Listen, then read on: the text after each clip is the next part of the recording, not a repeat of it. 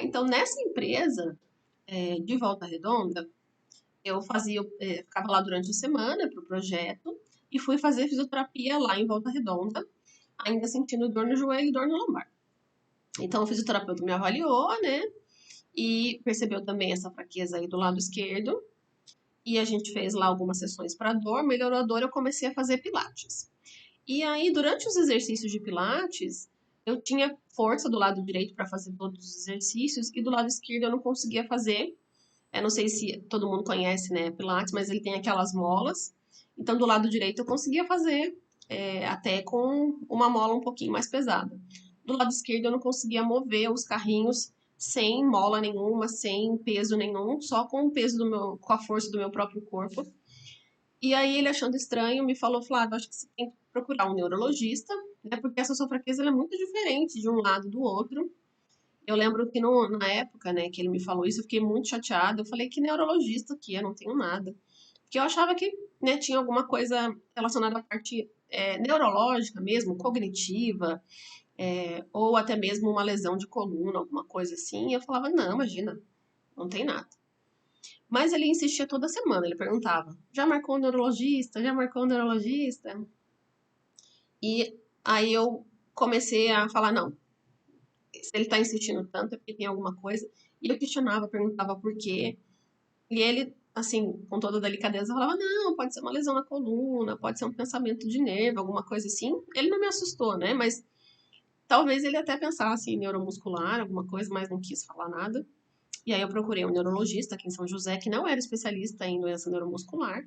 Era um neuro que atendia doenças demenciais, né? Alzheimer, Parkinson, nem era de neuromuscular, mas ele foi um neurologista que começou a investigação e que, na verdade, abriu assim uma luz no fim do túnel, né?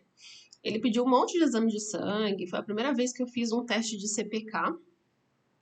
E nesse teste de CPK, a minha CPK estava 5.400. No dia que eu fiz o exame, passou uma hora mais ou menos, a biomédica do laboratório me ligou, perguntando o que estava acontecendo, por que daquele exame. E ela me falou: olha, eu queria que você fosse para o pronto atendimento, porque pode ser um infarto. E aí eu quase infartei na hora que ela falou isso, né? E meu marido estava em casa, eu liguei para ele, ele foi me buscar. Eu estava fazendo um curso na época de decoração, que era algo que eu gostava muito, que eu gosto ainda bastante. E aí ele me buscou, me levou no pronto atendimento. E fiquei internada no final de semana inteiro, né? Do sábado até a segunda-feira de manhã. E com os médicos me analisando lá, né? Eles imaginavam que eu poderia ter uma rabdomiólise ou que era mesmo um infarto. Então, passei por todos os médicos que vocês imaginam, cardiologista, endócrino, só não tinha neurologista, né? No hospital de plantão. E fiz mais uma série de exames e eles me deixaram lá internada. Fiz vários exames cardiológicos, não deu nada, né? Obviamente, não apareceu nada, graças a Deus. Mas fiquei lá no final de semana inteiro internada, tomando água e soro até baixar minha CPK, e ela de 5.400 baixou para 1.200, mais ou menos. E o médico não queria me liberar para casa, e nesse final de semana ele conseguiu falar com o neurologista, né, que estava investigando. E o neuro falou: não, pode liberar, ela está investigando uma doença neuromuscular, a gente está em investigação ainda, mas não é nada relacionado à parte cardíaca, tá tudo bem, pode liberar. E o cardiologista não quis me liberar, né? E aí ele me fez escrever lá uma cartinha de próprio punho, falando que a responsabilidade era minha se eu infartasse, né? Que ele não tinha responsabilidade nenhuma, que ele não queria que eu fosse liberada até que a CPK tivesse normalizada, mas ela não ia normalizar, né? E aí, depois de todo esse processo que a gente fez, que o médico pediu eletromiografia, que deu alteração, ele pediu esses exames de sangue, então fiz exame de tudo que você imagina, inclusive doenças dessas da infância que a gente pega, né? Cachumba, catapora, rubéola.